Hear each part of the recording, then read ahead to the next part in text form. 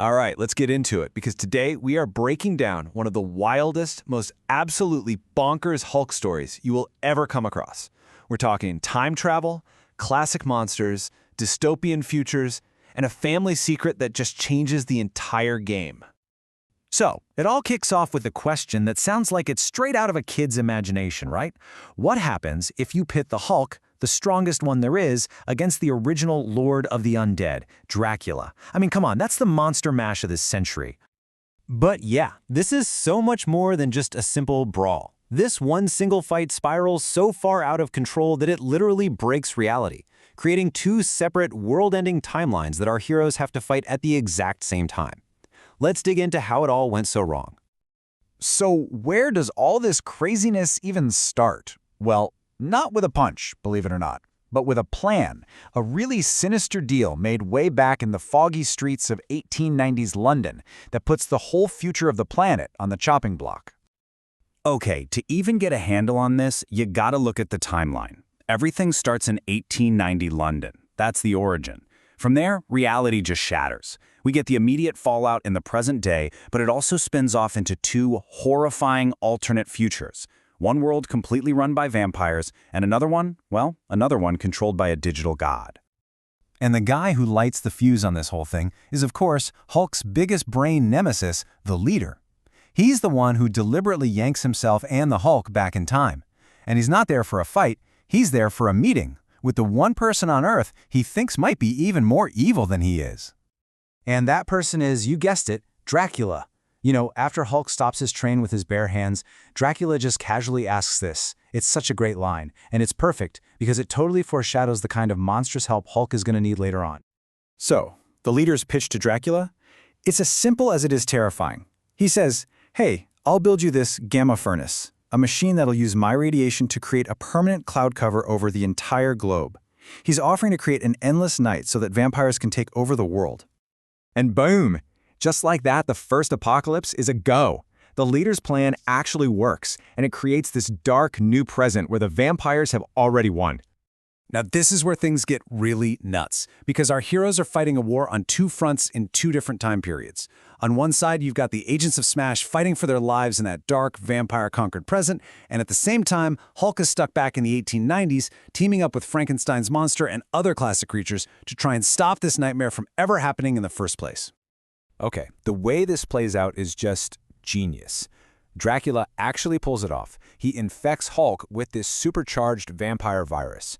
But just as Hulk is starting to turn, he lets out a thunderclap so massive it literally rips a hole in the gamma clouds. Sunlight pours in, hits Hulk, and just burns the virus right out of his system, saving the day with literally seconds to spare. So, with Dracula taken down in the past, that whole vampire timeline just blinks out of existence. Crisis averted, right? No, not even close. Because a very, very angry Leader is no longer under Dracula's influence, and he zips back to the present, ready to kickstart his own version of the apocalypse. Which brings us to the second, and, arguably much more terrifying outcome of this whole mess. A future where the Leader doesn't just want to rule the world, he wants to be the world. So back in the present, the Leader just unleashes this army of monsters from another dimension. Total chaos. But right in the middle of the fight, another portal opens up and just snatches the Hulk, pulling him forward in time into this chillingly perfect, quiet future. See, in this future, the Leader has already won. He's achieved his ultimate goal. He used something called artificial digital life extension to basically upload his entire mind into a gigantic supercomputer. He's not a person anymore, he's a program, a digital god. And his plan for humanity? It's pure sci-fi horror. His system just scans for people, teleports them away, replaces them with a perfect clone of himself, and then just throws the original person into the negative zone, deletes them from existence, forever. So who's left to fight back against this digital tyrant? Just a tiny resistance group, these young Hulks. And this is where Hulk gets his mind blown because he finds out they're the descendants of his old team. They're the children of She-Hulk. And this is so important because, as it turns out, the key to unraveling this whole nightmare future isn't about gamma-powered smashing. No, it all comes down to a deeply personal and truly shocking family secret. So you have to ask yourself, in a world where almost everyone is the Leader, who could possibly have the knowledge? and the motive to bring his entire digital empire crashing down from the inside? The answer is the team's strategist, a young super genius named Junior. And in what is easily the story's biggest bombshell, the leader reveals that Junior isn't related to the Hulks at all. He is the leader's own biological son. And this is the moment it all turns around.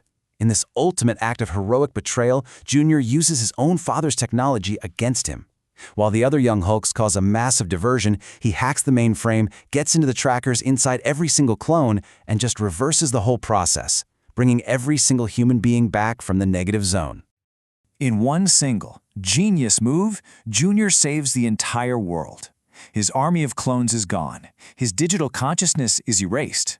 The leader is just defeated, totally. Hulk gets sent back to his own time, and reality is finally put back together. And that kind of leaves us with one final thought, doesn't it? This whole insane story gives us two very different flavors of evil. So which one do you think is actually more dangerous? The ancient monster like Dracula, who just wants to conquer and rule over everybody, or the modern narcissist, like the leader, who wants to completely erase everyone else and become reality itself? Something to think about. Thanks for diving into this with us.